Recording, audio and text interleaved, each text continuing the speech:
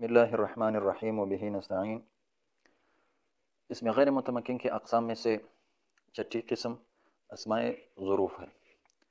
अस्माए ज़ुरूफ़ में कुल 4 बातें हैं: तारीफ़, तक़सीम, वजह बिना, मानी व क़वाइद।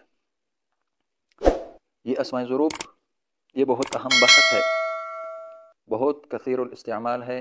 कुरान और अहादीस और अरबी कुतुब में बहुत सारी जगहों में अस्माए ज़ुरूफ़ इस्तेमाल हुआ है। तो चूँकि ये अहम बहस है, इसलिए हम तफसील से इसके ऊपर गुफ्तगू कर लेंगे। हर एक क़ायदा और उसकी तरकीबी हैसियत क्या क्या होंगे, तो इंशाअल्लाह हम तफसील से हर एक को ज़िक्र करते रहेंगे। तो दर्स शुरू करने से पहले आप सबसे रिक्वेस्ट है कि अगर आपने अभी तक हमारे चैनल को सब्सक्राइब नहीं किया है तो बराए मेहरबानी हमारे चैनल को सब्सक्राइब करें और वीडियोज़ को ज़्यादा से ज़्यादा शेयर करें, ताकि बहुत से लोग इस अहम बहस से फ़ायदा उठा सकें। तो आते हैं दर्स की तरफ। सबसे पहली बात वो तारीफ़ है। अस्माए ज़ुरूफ़ उन अस्मा को कहते हैं जो ज़मान या मकान का माना दे। अगर ज़मान का माना दे तो ज़र्फ़ ज़मान है, और अगर मकान का माना दे तो ज़र्फ़ मकान है। ये अस्माए ज़ुरूफ़ और उसकी तारीफ़ है। तो इस तारीफ़ से पता चलता है कि अस्माए ज़ुरूफ़ 2 किस्म पर है: अस्माए ज़ुरूफ़ ज़मानी और अस्माए ज़ुरूफ़ मकानी। सबसे पहले तक़सीम जो है, तक़सीम 3 एतबारात से उसकी पहले तक़सीम होती है: बएतिबार माना, बएतिबार इज़ाफ़त और बएतिबार बिना। बएतिबार माना की फिर 2 किस्में हैं। पहली किस्म यह है जो मैंने लिखा है, और दूसरी किस्म इंशाल्लाह आगे आएगी। पहली किस्म वो अस्मा जो ज़माना का माना दे, यानी ज़माना का माना अदा करे, इसको बएतिबार माना कहते हैं। यानी वो अस्मा जो ज़माने का माना दे, वो कुल तकरीबन 17 है: इज़, इज़ा, मता, कैफ़, अय्याना, अम्सी, मुज़, मुंदु, क़त्तु, अउज़ु, अलआन, बैना, बैनमा, रैसा, रैसमा, लम्मा, कुल्लमा। इसमें हमने क़ब्लो और बादो को ज़िक्र नहीं किया है, चूँकि वो ज़मान और मकान दोनों में इस्तेमाल होते हैं, तो इसलिए वो आगे इंशाल्लाह हम फिर मकानी में ज़िक्र कर लेंगे। और ये दोनों जो है लम्मा और कुल्लमा, ये अस्माए शर्तिया में भी मुस्तअमल होते हैं। फिर उसकी तरकीब अलग है और माना भी अलग है। तो आज हम सिर्फ इज़ के बारे में बहस कर लेंगे। इज़ की तरकीबी हैसियत क्या है, माना क्या है, और इसके क़वाइद क्या है, तरकीब में क्या क्या चीज़ें वाक़ई हो सकती है। तो आज हम सिर्फ इज़ के बारे में बताएंगे। इज़ ये ज़माना माजी के लिए आता है, बमाना जिस वक्त, यानी इज़ का माना होगा जिस वक्त। जैसे सल्लैतु इज़ ग़रबत अश-शम्स, सल्लैतु इज़ ग़रबत अश-शम्स, मैंने नमाज़ पढ़ी जिस वक्त सूरज ग़ुरूब हो गया। तो ये इज़ का माना, मैंने नमाज़ पढ़ी जिस वक्त। तो इज़ का माना उर्दू में हम जिस वक्त के साथ कर लेंगे। तो ये इज़ ज़माना माजी के लिए आता है, और माना होता जिस वक्त माना होगा। और कभी कभी ज़माना इस्तिक़बाल के लिए भी आता है, जैसे कुरान मजीद में आता है फसौफ़, ये सौफ़ है, फसौफ़ यअलमून इज़िल अग़लालु फ़ी अअनाक़िहिम। तो यहाँ इस जो है वो ज़माना इस्तिक़बाल में मुस्तअमल हुआ है। फिर इसके क़वाइद क्या है?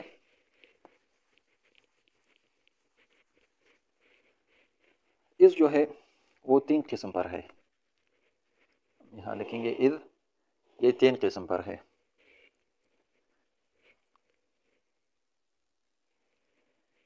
ये इज़ 3 किस्म पर है, 3 किस्म पर है।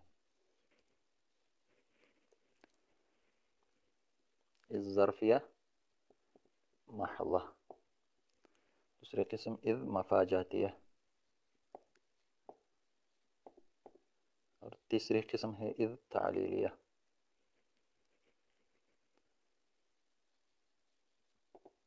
اذ تعلیلیہ. پھر اس کی دو قسمیں ہیں، یعنی باعتبار معنی کی دو قسمیں پر ہے، ماضی کے لیے بھی آتا ہے اور مستقبل کے لیے بھی. ماضی کے لیے بھی مستعمل ہوتا ہے اذ ظرفیہ، اور بمعنی استقبال کے بھی مستعمل ہوتا ہے. اس سے پہلے ایک چیز یاد رکھیں، یہ اذ جو ہے، اذ یہ ہمیشہ مضاف ہوتا ہے جملے کی طرف، یہ ہمیشہ مضاف ہوگا جملے کی طرف. یہ ایک چیز یاد رکھے، مضاف ہوتا ہے جملے کی طرف، اذ ہمیشہ مضاف ہوگا جملے کی طرف. تو آتے ہیں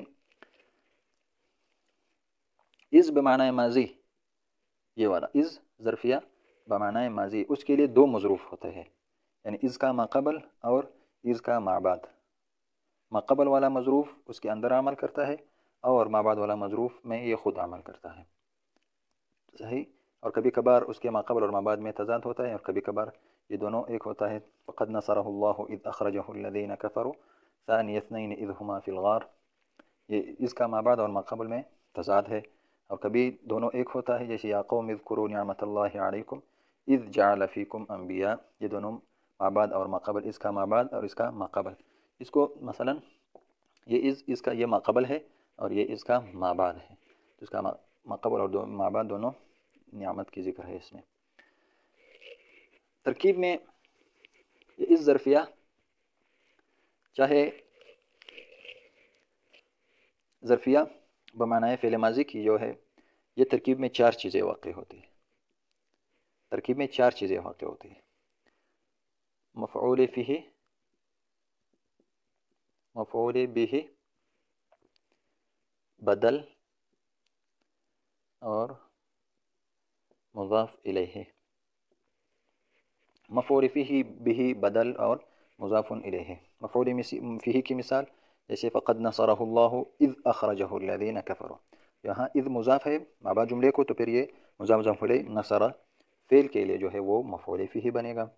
مفعول بہ کی مثال جیسے واذکروا اذ کنتم قلیلا، تو یہاں اذ بھی مضاف ما بعد کے لیے، اور واذکروا فعل کے لیے مفعول بہ بنے گا.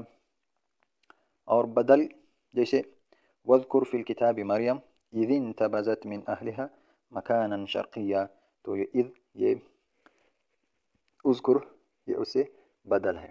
اور کبھی کبھار دو یا دو سے زیادہ اذ پیدر پہ آ جائے تو یہ ایک دوسرے سے بدل بنیں گے، جیسے فقد نصرہ اللہ اذ اخرجہ الذین کفروا ثانی اثنین اذ ہما فی الغار اذ یقول لصاحبہ لا تحزن ان اللہ معنا. تو یہاں دو تین اذ استعمال ہوئے ہیں، ایک دوسرے سے بدل ہے. اور چوتھا ہے مضاف الیہ. مضاف الیہ یہ اس وقت بنے گا جب بعد، یوم، حین اور ساعہ کے بعد ہو، یعنی چار الفاظ ہے: بعد، حین، یوم. ان چار الفاظ کے بعد جب اذ آ جائے تو یہ اذ مضاف الیہ ہوگا. جیسے بعد اذ ہدیتنا، قرآن مجید میں آتا ہے بعد اذ ہدیتنا. اس کے بعد جو اکثر جملہ، اکثر اذ کنتم قلیلا میں اکثر جملہ فعلیہ ہوگا، اکثر کبھی کبھار جملہ اسمیہ بھی آئے گا. یہ اذ بمعنی فعل ماضی کی یہ چار ترکیبیں ہیں: مفعول فیہ بہ، بدل اور مضاف الیہ. اذ بمعنی استقبال، یہ جو ہے دوسری قسم. اذ بمعنی مستقبل جو ہے وہ ترکیب میں مفعول فیہ واقع ہوگا، بس ترکیب میں صرف اور صرف یہ مفعول فیہ بنے گا. جس فسوف یعلمون اذ الاغلال فی اعناقہم، تو یہاں اغلال اعناقہم یہ اس کا جملہ مضاف الیہ ہے، پھر یہ ما قبل کے لیے مفعول فیہ بنے گا. یا اذکر فعل محذوف نکالیں گے. اور دوسرا اذ مفاجاتیہ. اذ مفاجاتیہ وہ ہے، یہ اذ مفاجاتیہ وہ اذ ہے جو اچانک کا معنی دے، یعنی اس کی علامت یہ ہے کہ بینا اور بینما کے بعد آتا ہے، اور یہ فعل ماضی پر داخل ہوگا. جیسے خرجت، خرجت،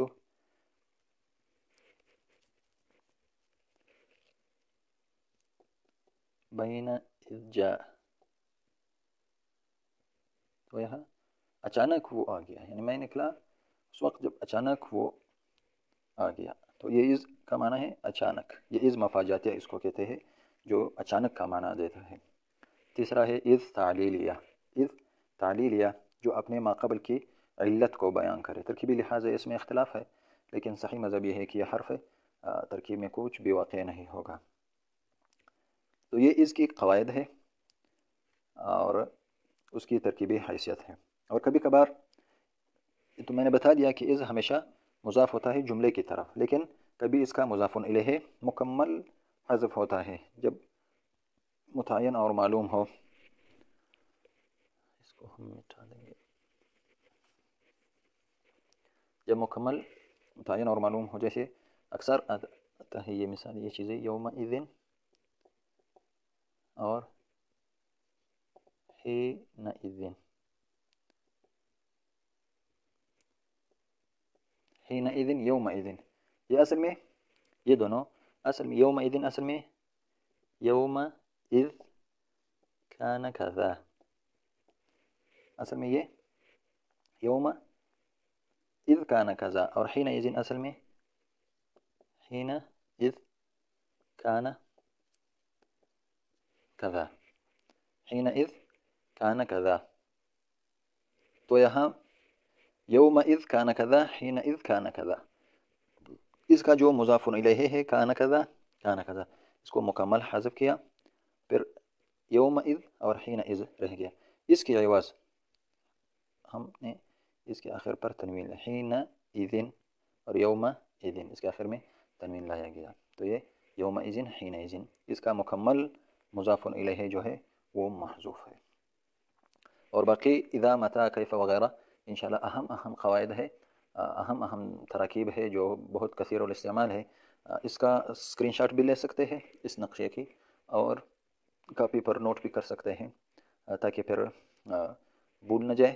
یہ بہت اہم ٹاپک ہے، اس کو صحیح سمجھے اور یاد کرے، پھر بہت سی جگہ انشاءاللہ آپ کے حل ہوں گے۔ جزاکم اللہ خیر۔